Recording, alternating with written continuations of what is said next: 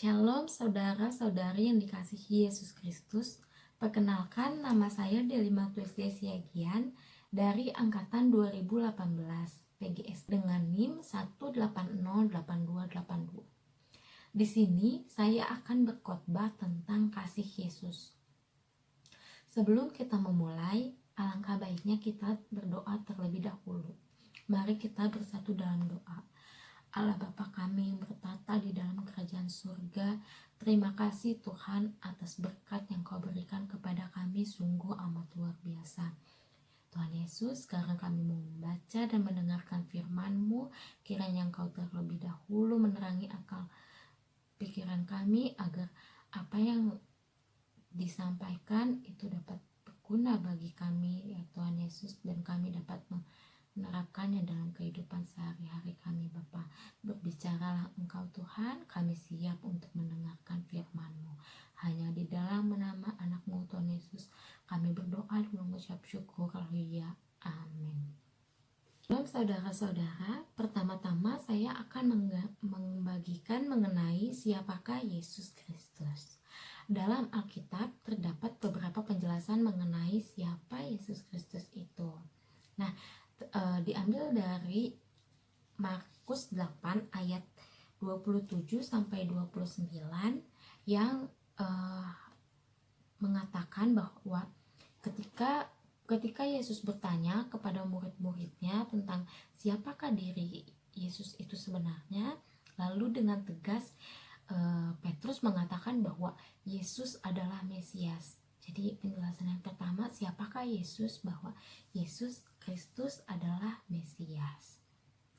Lalu siapakah Yesus itu terdapat lagi di Yohanes 13 ayat 13 berbunyi, dan kamu menyebut aku guru dan Tuhan, dan katamu itu tepat, akulah guru dan Tuhan. Nah, di sini orang-orang menyebutkan bahwa Yesus itu adalah guru dan Tuhan Yesus pun mengakui bahwa dia adalah seorang guru dan Tuhan. Lalu satu lagi penjelasan mengenai siapakah Yesus itu terdapat di Yohanes 14 ayat 14. Ayat 1 sampai 14 yang intinya bahwa Yesus adalah Tuhan. Sebenarnya saudara-saudara yang dikasihi Tuhan Yesus Kristus, banyak lagi ayat-ayat yang mengatakan bahwa siapakah Yesus Kristus itu, tapi di sini saya hanya mengambil sebagian kecil. Kita sudah tahu bahwa Yesus Kristus adalah Mesias, Yesus Kristus adalah Tuhan, Yesus Kristus adalah Guru, Yesus Kristus adalah Juru Selamat, pemenang. Lalu untuk apa Yesus datang ke dunia? Yesus datang ke dunia untuk menebus dosa manusia. Ya, Yesus datang bukan untuk bersenang-senang. Yesus datang bukan untuk berfoya-foya. Tapi Yesus datang untuk menebus dosa manusia. Kenapa Yesus mau menebus dosa manusia? Itu terdapat dalam Yohanes 3 ayat 16 yang mengatakan bahwa karena begitu besar kasih Allah akan dunia ini sehingga ia mengaruniakan anaknya yang tunggal supaya setiap orang yang percaya kepadanya tidak binasa melainkan beroleh hidup yang kekal. Yap, benar. Yesus datang hanya karena kasih Allah akan dunia ini. Yesus mau menebus kita, umat pilihan Tuhan. Bukan karena kita baik, bukan karena kita suci, tapi karena kasih-Nya. Lalu satu lagi, mengapa kita ditebus oleh Yesus? Satu yang perlu kita pahami bahwasannya Allah itu adalah sempurna. Karena kita diciptakan oleh Allah seturut dengan dan segambar dengan Allah, maka kita pun harus sempurna agar janji Tuhan itu yang mengatakan bahwa kita adalah seturut dan segambar dengan Allah itu tergenapi. Karena Allah kita itu sempurna. Lalu alasan yang selanjutnya untuk apa Yesus datang ke dunia itu untuk menebus dosa manusia. Dalam Keluaran 21 ayat 22 sampai 23 menjelaskan bahwa kita berdosa sejak lahir, sejak dalam kandungan. Itu sebabnya Yesus datang untuk menebus dosa manusia.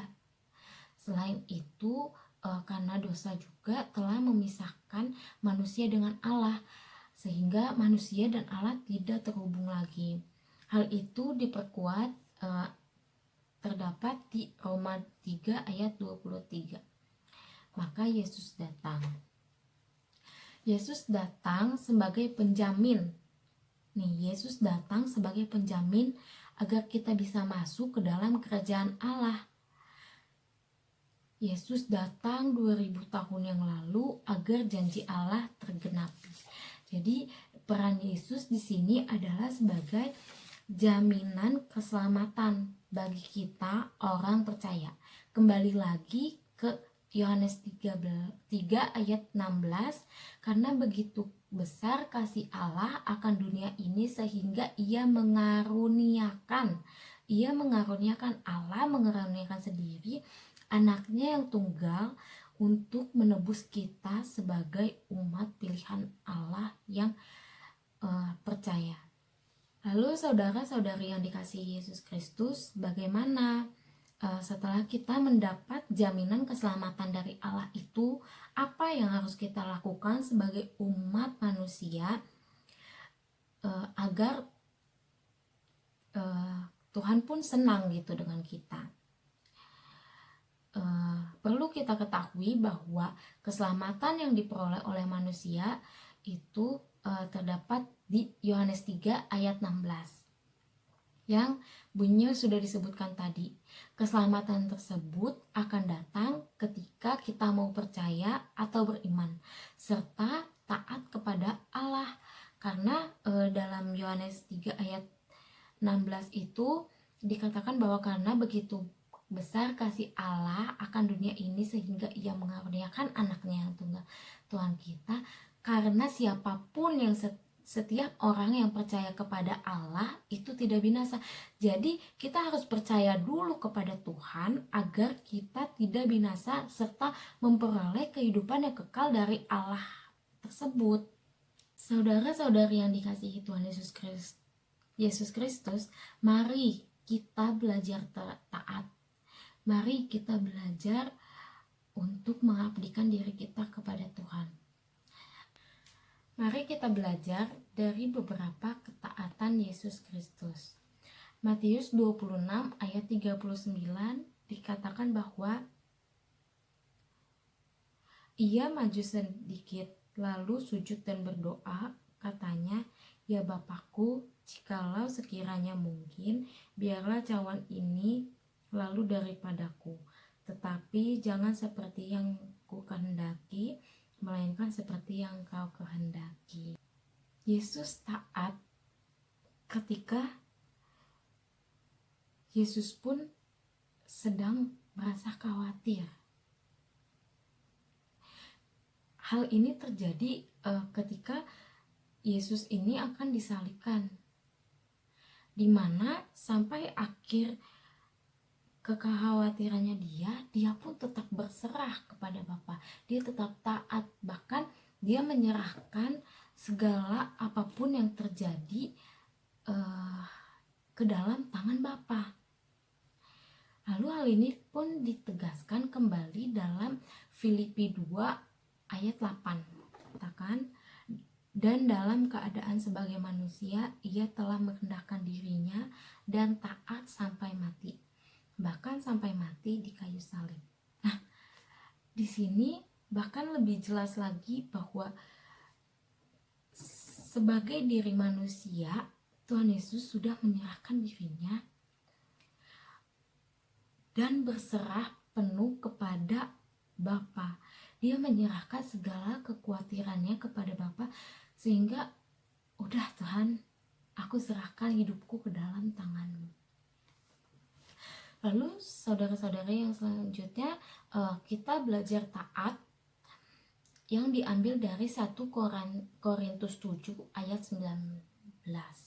Nah, dalam 1 Korintus 7 ayat 19 ini perlu diketahui bahwa ketaatan itu sangat penting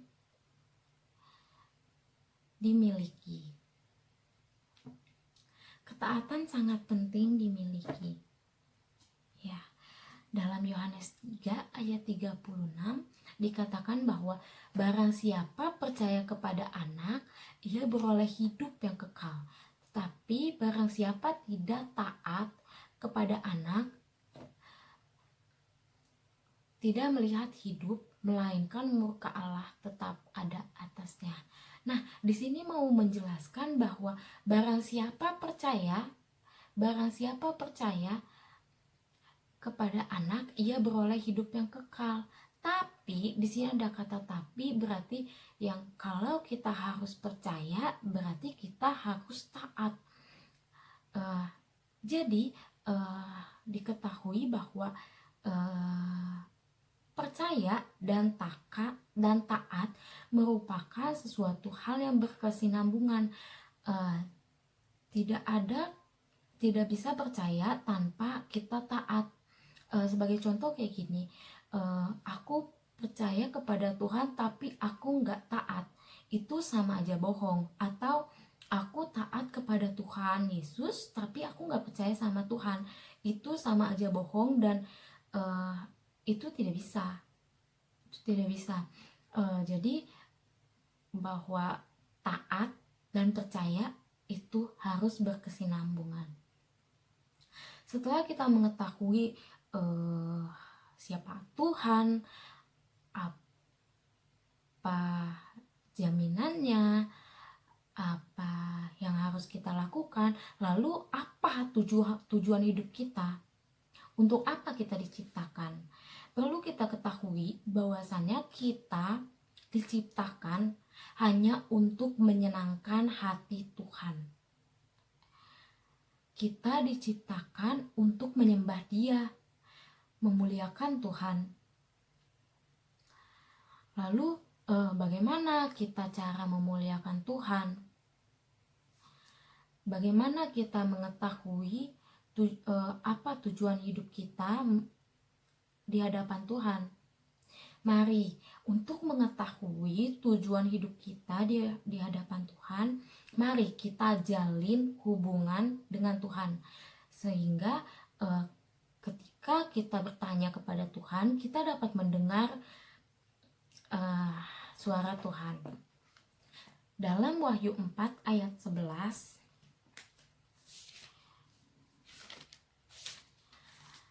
Wahyu 4 ayat 11 dikatakan, "Ya Tuhan Allah kami, Engkau layak menerima puji-pujian dan hormat dan kuasa, sebab Engkau telah menciptakan segala sesuatu, dan oleh karena kehendak-Mu semuanya itu ada diciptakan."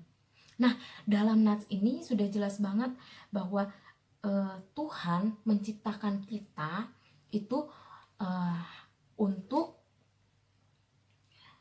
memuji-muji Allah, menghormati Allah. Jadi sudah jelas ya, Tuhan yang menciptakan, ya Tuhan yang memberikan tujuan hidup juga gitu.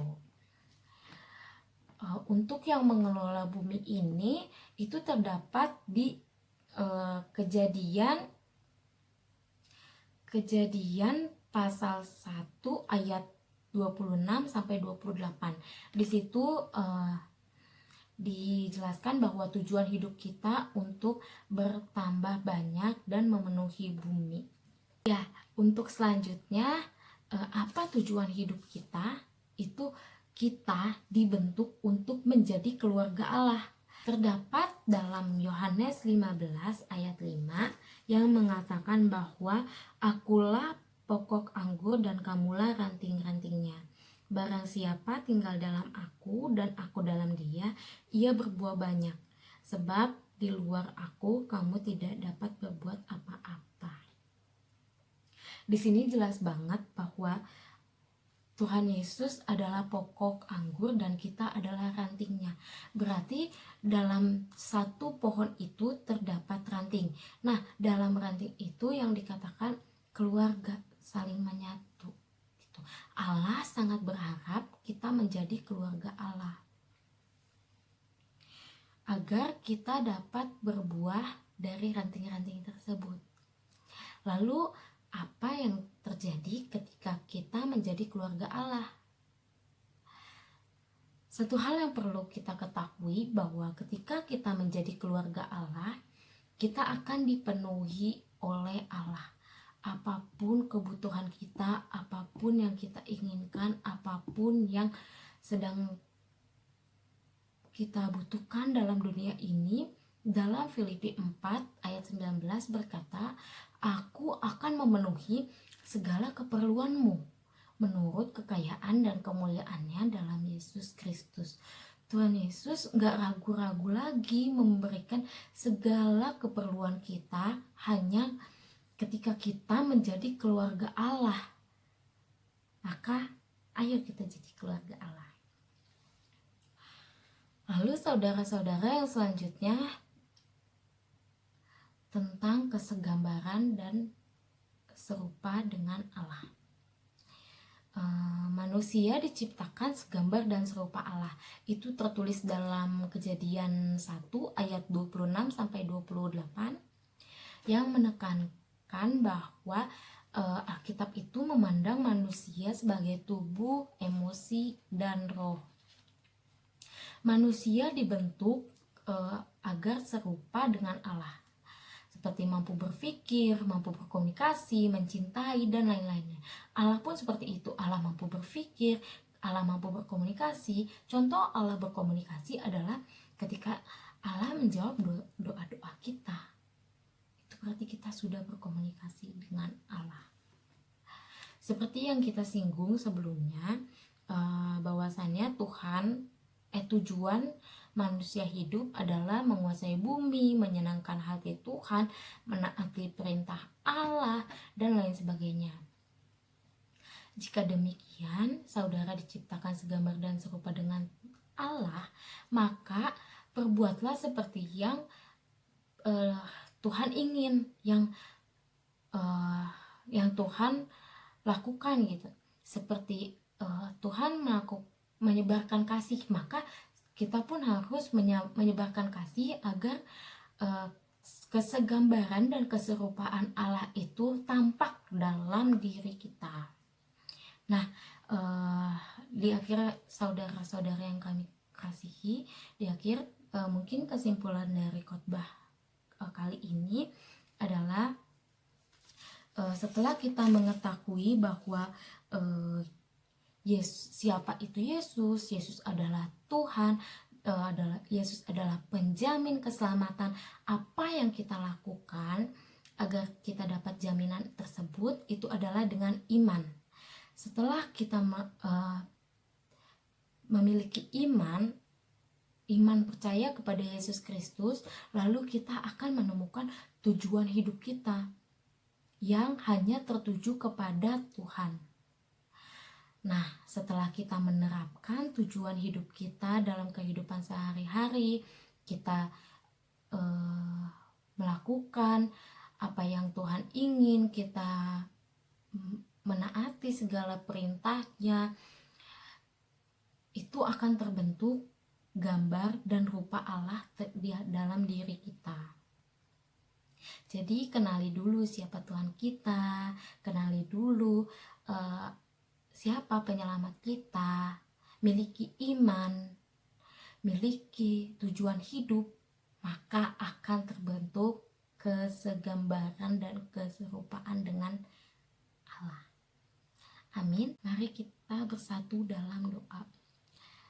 Allah Bapa yang bertata di kerajaan surga, kembali kami mengucap syukur, kami telah membaca sebagian daripada firman-Mu. Tuhan, terima kasih, firman-Mu sungguh amat luar biasa dalam kehidupan kami. Tuhan, bantu dan bimbing kami agar kami dapat menjalankan apa yang telah kami renungkan tadi ya Tuhan Yesus. Tuhan Yesus, di atas segalanya banyak dosa kesalahan kami, Engkau hapuskan. agar kami layak menerima berkat-Mu Tuhan Yesus. Di dalam nama anak-Mu Tuhan Yesus kami berdoa dan mengucap syukur, ya amin.